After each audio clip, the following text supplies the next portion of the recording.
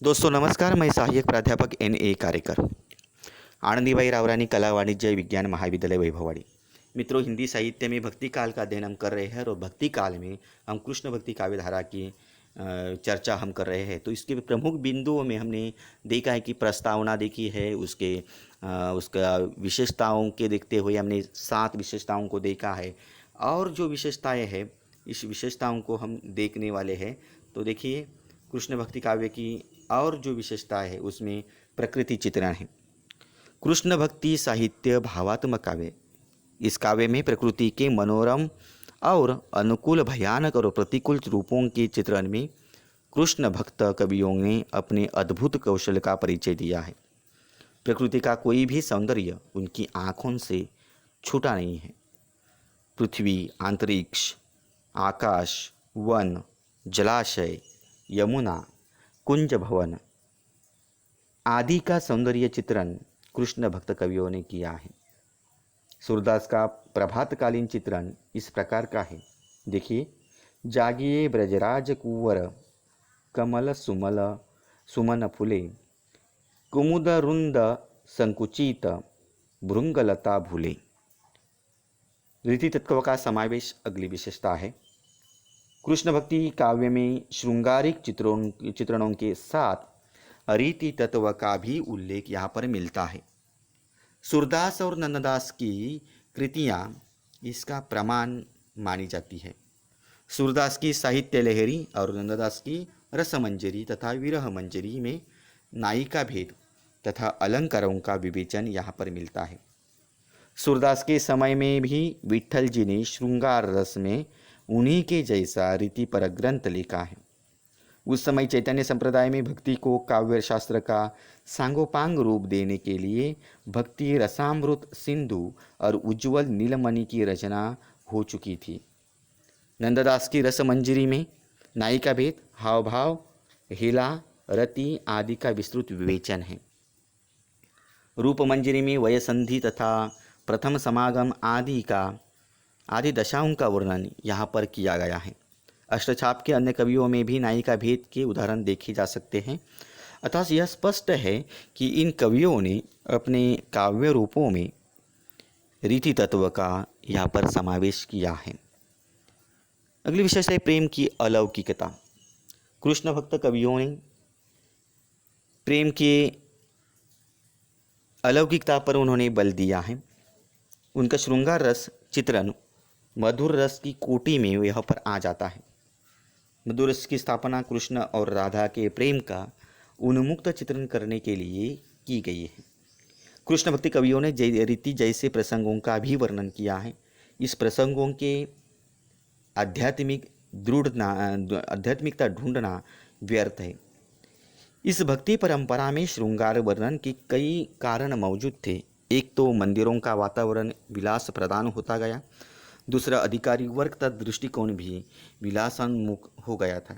इस प्रकार कृष्ण भक्ति साहित्य पर चैतन्य, हित हरिवंश, हरिदास तथा राधा स्वामी संप्रदायों का गहरा प्रभाव यहाँ पर पड़ता गया। संगीतात्मकता। कृष्ण भक्ति कवियों में संगीतात्मकता का प्रभाव यहाँ पर दिखाई देता है। सामवेद से लेकर आज तक संगीत का आरोह अवरोह, सप्त सुरों का संगम तथा लय, गीत, तान व आलाप आदि शास्त्रीय वस्तु होकर भी लोकानुरूप बदलती हुई है या बदली हुई है। मध्यकालीन भक्ति साहित्य में सवेग प्रभावित होती रही। कबीर, नानक से लेकर सूर और तुलसी सभी मध्यकालीन भक्त कवियों में उक्त संगीतात्मकता साहित्य के अनिवार्य तत्व रागात्मकता के साथ नाना रूपों में स्पंदित होती रही। कविता की यह संगीतात्मकता की प्रवृत्ति कृष्ण काव्य के पुष्टिमार्गीय कवियों में स्पष्ट रूप से देखी जाती है। अकबर के महान संगीत सम्राट तानसेन पुष्टमार्गी स्वामी हरिदास के शिष्य थे। गुजरात प्रांत में यह संगीतात्मक प्रवृत्ति हवेली संगीत के रूप में दृष्टिगोचर होती है। अतः इन कवियों पर संगीतात्मकता का प्रभाव रहा है। काव्य रूप अगली विशेषता है। तो काव्य रूप में यह 11वीं विशेषता जो है वह काव्य रूप है। तो काव्य रूप को देखते हुए कृष्ण भक्ति काव्य में मुख्य रूप से गेय मुक्तक का प्रयोग किया गया है। इन कवियों ने कृष्ण के जिस अंश को अपने काव्य के लिए चुना वह सर्वथा मुक्तक के उपयुक्त था।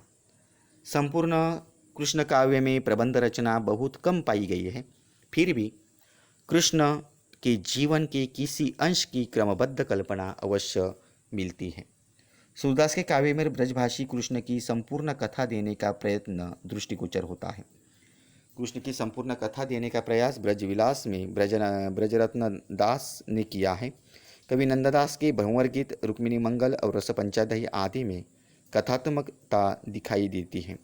इस दृष्टि से हित वृंदावन का साहित्य उल्लेखनीय है। इस काव्य पर गद्य का प्रभाव भी रहा है। वैष्णव की वार्ता 252 वैष्णव की वार्ता इसके प्रमाण है। अगली विशेषता है उसकी शैली है। कृष्ण भक्त कवियों ने गीत शैली का प्रयोग किया है। इनके काव्य में गीति तत्व के सभी गुण उपलब्ध है, जैसे कि भावात्मकता, संगीतात्मकता, वैयक्तिकता, संक्षिप्तता तथा भाष्य की कोमलता आदि पूर्ण रूप इसमें मिलते हैं। इन कवियों को वैयक्तिकता के लिए कोई विशेष क्षेत्र नहीं था, फिर भी इन्होंने गोपियों के माध्यम से वैयक्तिकता का कलात्मक रूप में समावेश उन्होंने कर लिया। इन कवियों ने अनेक अभिव्यंजना शैली के प्रयोग किए हैं। सूरसागर में अनेक अभिव्यंजना शैलियाँ हैं। इनका साहित्य शब्द शक्ति, अलंकार, काव्य गुण आदि सभी गुणों से संपन्न काव्य माना जाता है। अगली विशेषता देखी जाए तो वह रस है। कृष्ण भक्त कवियों ने विभिन्न भिन्न रसों का जितना सुंदर समन्वय अपनी रचनाओं में किया है वह अन्यत्र दुर्लभ माना जाता है। रस की दृष्टि से कृष्ण काव्य अत्यंत भव्य और व्यापक बना है। इन कवियों ने करुणा, वात्सल्य, भयानक, रौद्र आदि रसों का मार्मिक उन्होंने चित्रण किया है।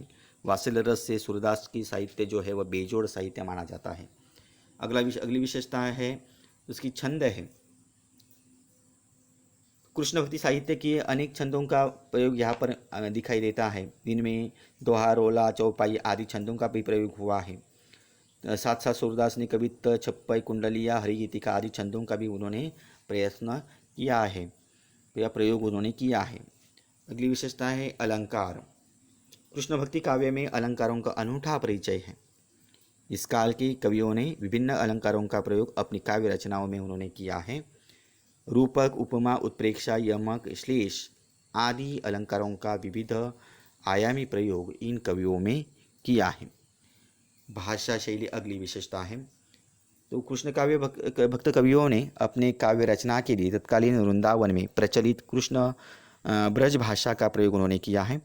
ब्रज भाषा समस्त उत्तरी भारत में साहित्य की भाषा के रूप में स्वीकृत हुई। ब्रज भाषा में बंगाल की भाषा को भी प्रभावित ब्रज भाषा ने बंगाल की भाषा को भी प्रभावित किया है।